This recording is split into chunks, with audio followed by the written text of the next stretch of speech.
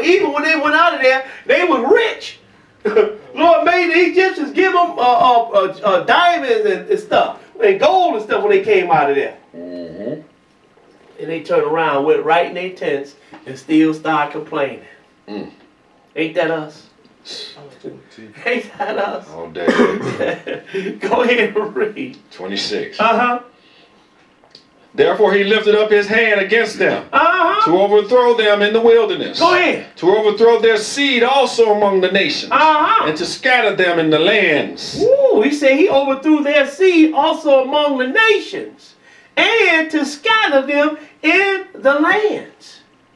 See, this was God's plan. You go file with me. Okay, one day I'm going to scatter you into all the nations. And wherever you go, I'm going to beat you down there too. That's what the Lord know who we are. Yes. Well, how you know that, we not African and we're not African. How you know that we're not African?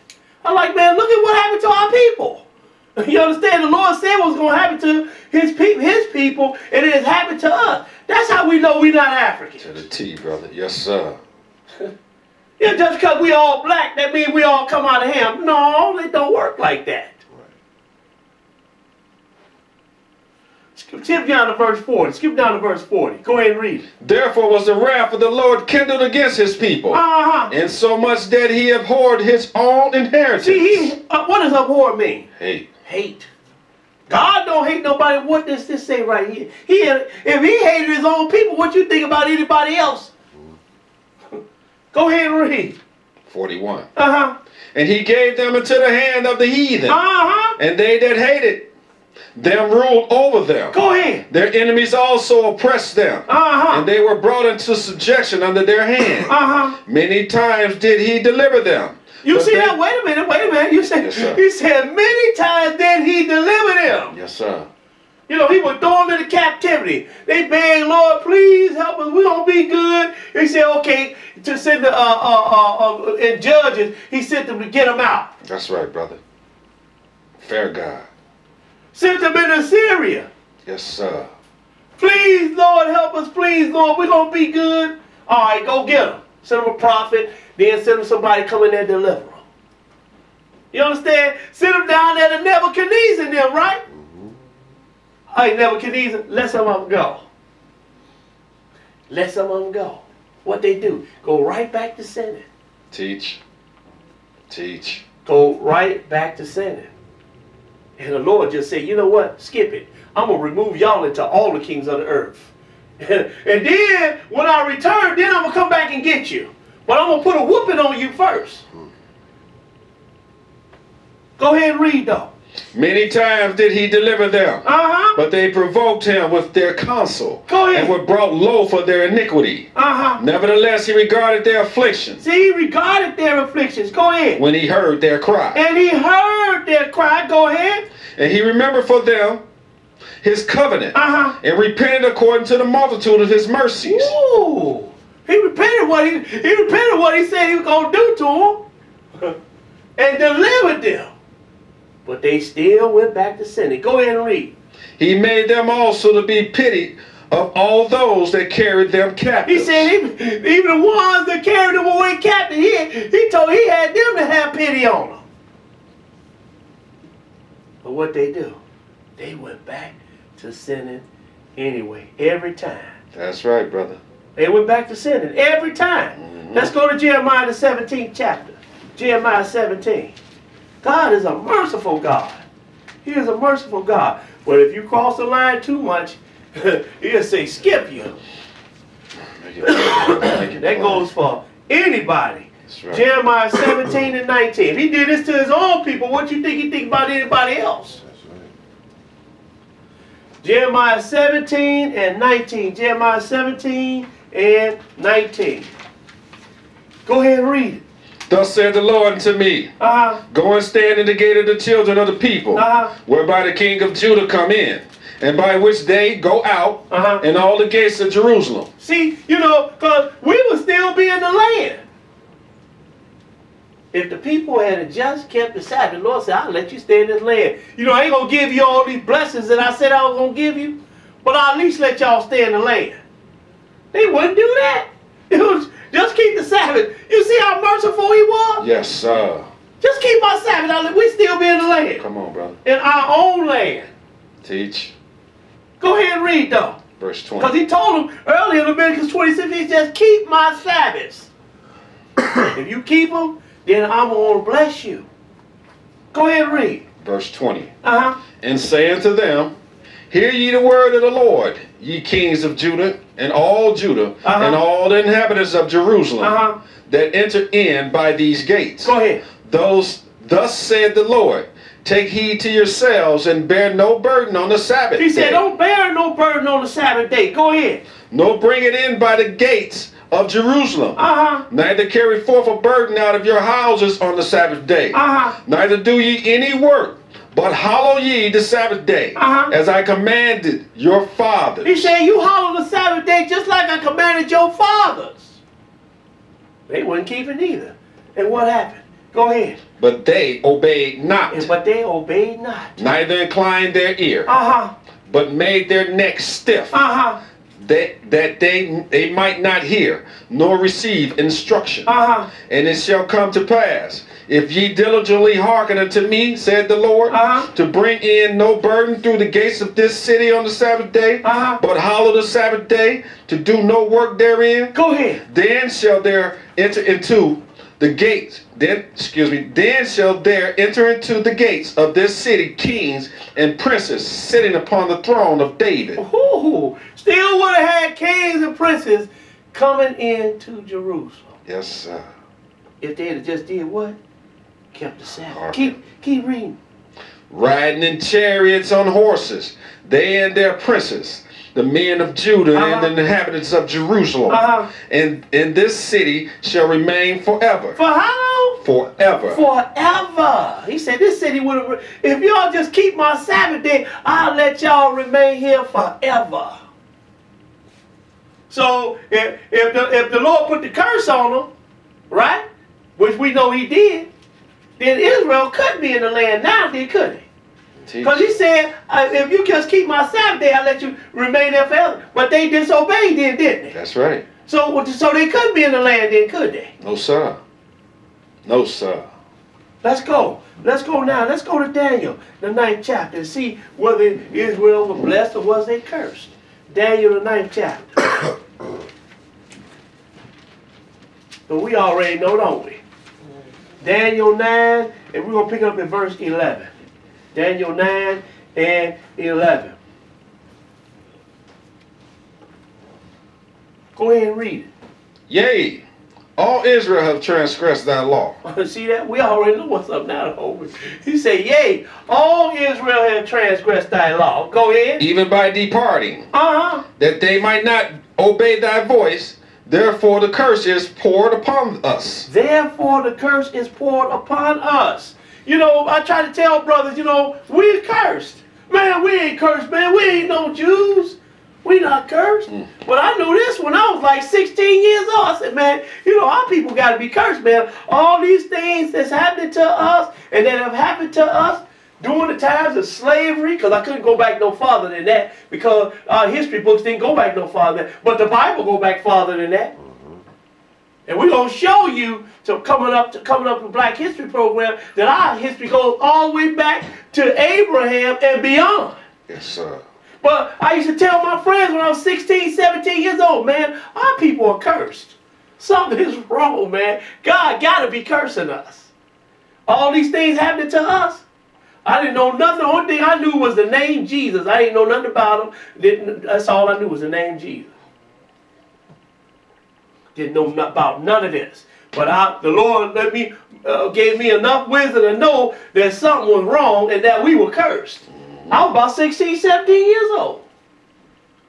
What verse you at? The middle of 11. Go ahead. Therefore the curse is poured upon us, in the oath that is written in the law of Moses, the servant of God, because we have sinned against him. The oath which was written in the law of Moses, the servant of God, because what? We have sinned against him. We have sinned against him. And we just read about those curses there in Deuteronomy 28, right? We're gonna read some more. We're going to read some more. Read that verse 12. Go ahead. And he have confirmed his words, which he spake against us, and against our judges that judged us, by bringing upon us a great evil. He said by bringing upon us what? A great evil. A great evil. Go ahead and read. For under the whole heaven have not been done as have been done upon Jerusalem. And I'm going to tell you this, that for under the whole heaven have not been done, have been done unto this one that's called the Negro. That's right, brother. Keep it simple. Under the whole heaven have not been done to the one that's been called that Negro, the Negro. Verse 13, go ahead. As it is written in the law of Moses, all this evil is come upon us, yet made we not our prayer before the Lord our God, that we might turn from our iniquities and understand thy truth. Ooh, he said after all that, the whooping that he put on us, because we read about that in Leviticus 20, he said, you know, we still would turn to our God and pray to our God that we might turn from our iniquities and understand his truth. Our people still not praying to our God and turning to him, turning from our iniquities, and, that we might hear his truth. Because when we bring the truth, what they say? Oh man, get out of here. That's for the Jews. Well, you are a Jew. That's right. That's why our people in trouble now. Because we won't turn from our iniquities, turn back to our God and hear his truth. Everybody think that our problem is drugs and alcohol and murder and all that. No, those are all symptoms of our problem. We need to know who our God is, who our God is, and turn back to him. Teach. That's what we need to do. Let's go now. Let's go to Deuteronomy 28th chapter. We're going to pick it up in verse 15. We're going to start getting into these curses a little bit. Deuteronomy 28 and 15. I know everybody was waiting on them. Deuteronomy 28 and 15. Look at what the Lord said he's going to do to this people. So we know now that the curse is poured upon the children of Israel, don't we? And the oath which was written in the law of Moses. So now we're going back to Moses and we're going to look at these curses that's been poured upon us. Deuteronomy 28 and 15. Deuteronomy 28 and 15. Go ahead and read it. But it shall come to pass, if thou wilt not hearken unto the voice of the Lord thy God, to observe to do all his commandments and his statutes which I command thee this day, that all these curses shall come upon thee and overtake thee. Now we know that Israel was cursed, don't we? Skip down to verse 25 and read it. 25. The Lord shall cause thee to be smitten before thine enemies. This is one of the curses. He said the Lord shall cause thee to be smitten before thine enemies. Go ahead. Thou shalt go out one way against them, and flee 7 ways before them, and shall be removed into all the kingdoms of the earth. Ooh, wait a minute. You see what he said? He said, Israel, this one of the curses going to happen to you. You're going to be removed into all the kingdoms. Remove means somebody going to come get you and take you, right? That's right. He said you're going to be removed into all the kingdoms of the earth. Now I got one question. That one that's calling himself a Jew, was he removed into all the kingdoms of the earth? Anybody that's calling himself a Jew other than us, have they been removed into all the kingdoms of the earth? Because you got some people on the Asian continent calling themselves Jews. You understand? People on the European continent calling themselves Jews. You got some people here, our brothers that told us Hispanic people and the Indian people that they Jews. But were they removed into all the kingdoms of the earth though? We're the only ones been removed into all the kingdoms of the earth. And we're going to show you how the Lord removed us into all the kingdoms of the earth. But then Jesus told you about this too. Let's go to Luke the 21st chapter. Luke 21. Jesus told you about this same incident. Luke 21. This same event. Luke 21, we're going to pick up in verse 20. 21 and 20. Because Daniel told you the Lord confirmed his word, didn't he? Now Jesus getting ready to tell you the same thing. Luke 21:20. Go ahead and read it.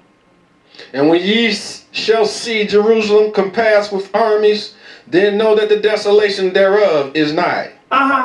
Then let them which are in Judea flee to the mountains, and let them which are in the midst of it depart out. And let not them that are in the countries enter thereinto. Now this happened in 70 AD. Go ahead and read. For these be the days of vengeance, that all things which are that's written may be fulfilled. But woe unto them that are with child, and to them that give suck in those days. Go ahead. For there shall be great distress in the land, and wrath upon this people. Ooh, he said it's going to be great distress in the land and wrath upon this people. Well, when was it great distress upon the land and wrath against this people? In 70 AD. And what happened? Go ahead, verse 24. And they shall fall by the edge of the sword, and shall be led away captive into all nations. Ooh, didn't Moses tell you this? Jesus telling you the same thing. He said, Israel, you're going to fall by the edge of the sword, and you're going to be led away captive into what? All nations. Just like Moses told you. You're going to be removed into all the kingdoms of the earth. This is really something, ain't it? Indeed, brother. And who are the people that were removed into all, or led away captive into all the nations? We were. Go ahead and finish that. And Jerusalem shall be trodden down of the Gentiles, until the time of the Gentiles be fulfilled. Now, let's go take a look at this over in Obadiah, and who was there playing a role in this? Of this taking down of Jerusalem in 70 AD. Let's go to Obadiah. And we're going to Obadiah, we're going to start at the 6th verse. Obadiah, the 6th verse. Because it is all written right here in the book. This is black history that we are dealing with. Because we saw that the Israelites are black people, didn't we? Yes, sir. And that's who we are dealing with. Israelites. Go ahead and start reading. How are these things? How are the things of Esau searched out? How are his hidden things sought up? Go ahead. All the men of that confederacy have brought thee even to the border. The men that were at peace with thee have deceived thee. Now we're dealing with Esau. Who is Esau? So-called. That's Jacob's brother, his twin brother. That's his twin brother. Go ahead and read. Yes, sir. The men that were at peace with thee have deceived thee and prevailed against thee. They that eat thy bread have laid a wound under thee. There is none understanding in him. There's none understanding in him. You know, because everybody think that these are people that's got the wisdom. No, they not. You know, just the first 5 books of Moses. What? The Lord said to the law and to the testimony, if they read not according to this, that is because there is no light in them. That's right, man. So you just can't have the first 5 books of Moses. You got to have the old covenant, the Old Testament, and the New Testament, don't you? That's right. Old and Testament. Go ahead and read. Verse 8. Shall I not in the day, said the Lord, even destroy the wise men out of Edom? And understanding out of the mount of Esau? This is the same people. Esau, his descendants or Edomites. Go ahead and read. Verse 9. And thy mighty man, O T-Man. Still same people. T-Man, this is one of his sons. T-Man.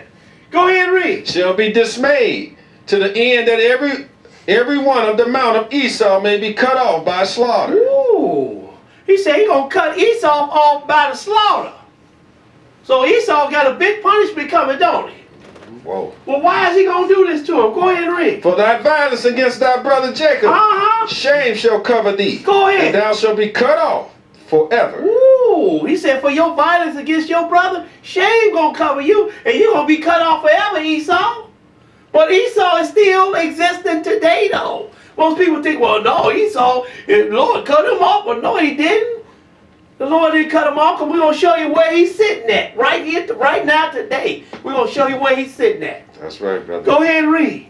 In the day that thou stood on the other side, in the day In the day that the stranger carried away captive his forces, and foreigners entered into his gates, and cast lots upon Jerusalem, even thou was as one of them. See that? This is what we're talking about in 70 AD. When Jesus said, and Jerusalem will be trodden down of the Gentiles to the times of the Gentiles be fulfilled, and they're going to be led away captive into all nations.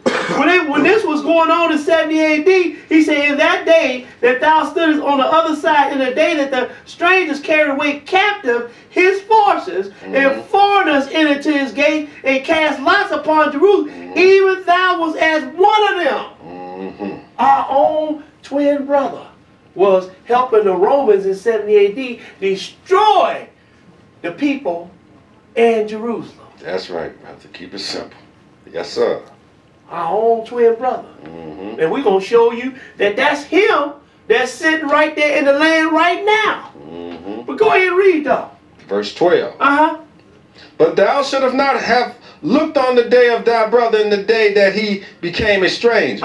Neither should thou have rejoiced over the children of Judah in the day of their destruction. See, when was the day of their destruction? In 70 AD. Go ahead and read. Neither should thou have spoken proudly in the day of distress. Thou shouldst not have entered into the gate of my people in the day of their calamity. Ooh, you see that? He said, thou shalt not have entered into the gate of my people in the day of their calamity. Because that's where Esau was right there. Right there with them. Right there with the Romans when they destroyed Jerusalem. He was as one of them. Go ahead and read. Just take a look at that for a minute. He was as one of the Romans that were destroying his twin brother. Go ahead and read though. Thou shouldst not have looked on their affliction in the day of their calamity, nor have laid hands on their substance in the day of their calamity. Nor have laid hands on their substance. That's why we don't have no artifacts, no pictures, none of our ancestral artifacts, antiquities, because they got them. Teach. They got them. But they not going to show the world, though, because if they show the world, then you're going to be looking at a bunch of black people. Cat out the bag. Yes, sir. Go ahead and read that verse 14. 14. Neither should thou have stood in the crossway to cut off those of his that did escape. Neither should thou have delivered up those of his that did remain in the day of distress. See, he was helping them. He said, that was Esau, you was as one of them. As one of the Romans in the day of destruction. We're going to get back to Obadiah in a minute. Let's go look at this in the last 2 million years. Because, you know, he said Israel is going to be led away captive into all nations, didn't he? We're going to the last 2 million years. Go ahead and tell them what that is. It's page 87. Faith survives the dispersion. The crucifixion of Jesus about AD 30 did not end Jewish resistance to the Roman occupation. In 70, when the country was again, when the country was again in a state of revolt. 70. In 70, now 70 AD, when the country was then in a state of revolt. What we just got to read about in Obadiah. He said the country's in a state of revolt. That's right. Thou should have not have came in the gate of my people in the day of their calamity, Esau. Go ahead and read though. Yes, sir. Jerusalem, the holy city, became the core of the resistance to the Romans. Titus, the son of Emperor Vespasian, proceeded to lay siege to Jerusalem.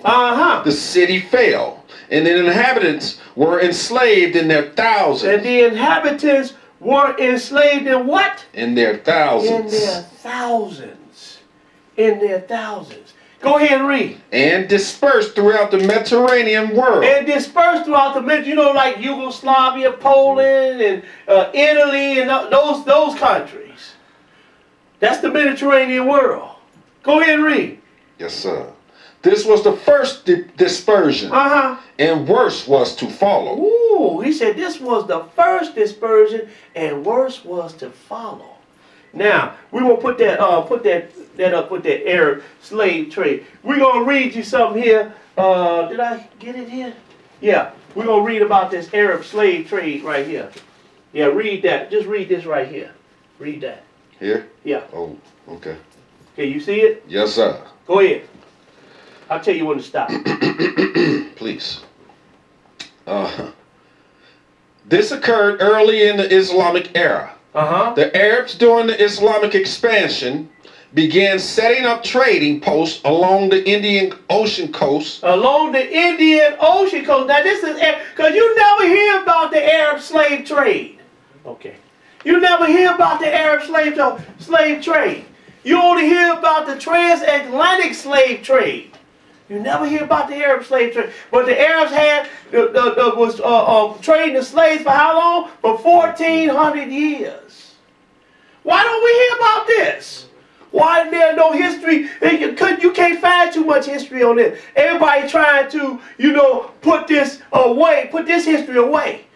You understand what I'm saying? Everybody want to talk about the white man had us in slavery. But no, before the white man had Israel enslaved or black people enslaved, you had the Arabs come and have us in slavery. Teach, brother. In fact, the first people that took us in slavery was Arabs, because that's who took Joseph into slavery. Took him down into Egypt into slavery. But don't nobody want to talk about this though. Let's read a little bit more though. Yes, sir. Says the Arabs during the Islamic expansion began setting up trading posts along the Indian Ocean coast of Africa. Now we call ourselves, black people call themselves Muslims. They were taking the slaves, go to these countries. Not only slavery became an institution. They made it an institution of big money business. That's right, brother. Yes, and then not only did they put them in slavery, but then they turned around and told them that this is the religion that you got to worship right here, Islam. Now wait a minute. Now you're gonna follow after the people that have put you in slavery, that had in slavery longer than anybody, and you gonna follow after their religion? Teach. Go ahead and read. Other Arab traders penetrated through caravan routes. Much more is known about the European segment of they the want to try to put it off on the European slave trade, the transatlantic slave trade. They want to try to brush this under the rug about the Arab slave trade, but the Arab slave trade went on for 1,400 years, longer than anybody. Go ahead, just read a little bit more. Yes, sir. Let me go back a little. Much more is known about the European segment of the African slave trade, in part because records are much more readily available. Yeah, I know they are. We're going to stop right there. Yes, sir. Now we're going to return that page. Now look, they said that they set up, though, by the Indian Ocean, right? In Africa, by the Indian Ocean, right? Now look at these people right here. Go ahead, the cities. The cities are not part of the original Negritos of India. See, they're not part of the regular Negritos in India. Who are they? Go ahead. They are descendants of Africans from Northeast and East Africa who were brought to India as slaves. As what? Slaves. Slaves. Who brought them to Africa? See, the slaves were being traded on the African continent before the white man got there. And who was trading them? The Arabs. Everybody wanted to, the African people was trading them before the African, but who made it an institution, and not only made it an institution, turned around and dropped their religion on them too? The Arabs did. Teach. Go ahead and read some more. Yes, sir. Who were brought to India as slaves, soldiers, or servants. These cities were mostly transported by boats. They were mostly transported by what? Boats, brother. We're going to show you that this is how the Lord said the children of Israel were going to be dispersed among the nations. On boats. Go ahead and read some more. Long before the first slave ships started supplying labor to the cotton plantations of the American South. See, this was being done way before we came to the American continent. Go ahead. And many centuries before the first Africans were brought ashore to the sugar estates of Brazil and the Caribbean. Africans were being sold as slaves by the Muslim Arab traders from the eastern seaboard of Africa to Hindu. To Hindu Indians. To Hindu India. Now that's on the continent of Asia, ain't it? Mm-hmm. Go ahead and read. Yes, sir. It says, by the Muslim Arab traders from the eastern seaboard of Africa to Hindu Indian princes on the west coast and central India. It's a significant portion of this African city slave trade took place centuries before the Portuguese, British, French, and Dutch colonialists parts of Africa in the Indian subcontinent. See that? So this was being done way before the Europeans came. The Arab slave trade. Now we're going to be dealing with this more in the Black History program tomorrow. I hope people come out to the Black History program because we're going to deal with this more. Okay, now we're going to go here to, we'll return that page and read that right there now. Yes, sir. Because you know, they said you're going to be removed into all the kingdoms of the earth, didn't he? Then Jesus said you're going to be led away captive into all nations, didn't he? So now we got, first of all, we got the, when they went into the, he said you're gonna go into captivity in the Mediterranean world first, right? So that's Europe, right? Then they went into, then they would be a trade on the African continent, right? Now look, go ahead, read that now. The background of slavery lies in the combination of precedent, ethnocentrism, and greed. See, go ahead, greed. Go ahead. During the 1500s and 1600s, slavery was a common institution. Ooh, wait a minute. It was a common institution. And who set this institution up? The Arabs did, along with their counterparts, the Edomites, and we're going to deal with them too. The ones that call themselves Jews. They're the ones who had the slave ships. We're going to deal with that tomorrow in the Black History program. We're going to deal with that. Because everybody, you know, want to turn the blind eye to this and try to blame it on the white man this and the white man that. No, it wasn't just the white man. It was the Arabs, which is our uncle, and then it was the Edomites, which is our twin brother. The main two culprits.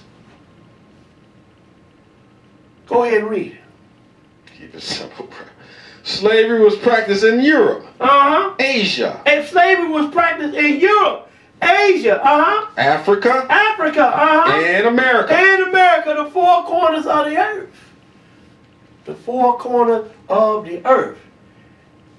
Europe, Asia, Africa, and America. We're going to find out that's where the Lord going to gather the children of Israel from the four corners of the earth. But he said you're going to be removed into all the kings of the earth, didn't he? Yes, now, who been removed into all the kings of the earth? I mean, we read the history. I done did the research and showing you right here.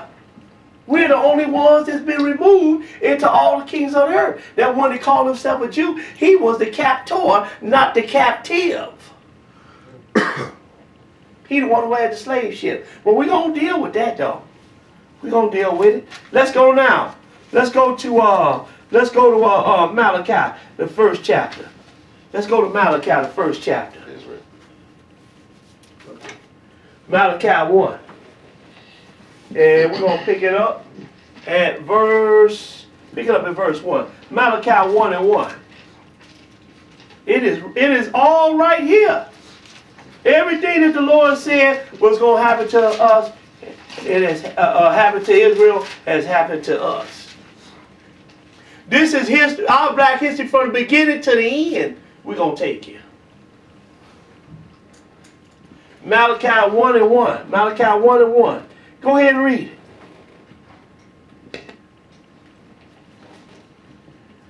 The burden of the word of the Lord to Israel by Malachi. Go ahead.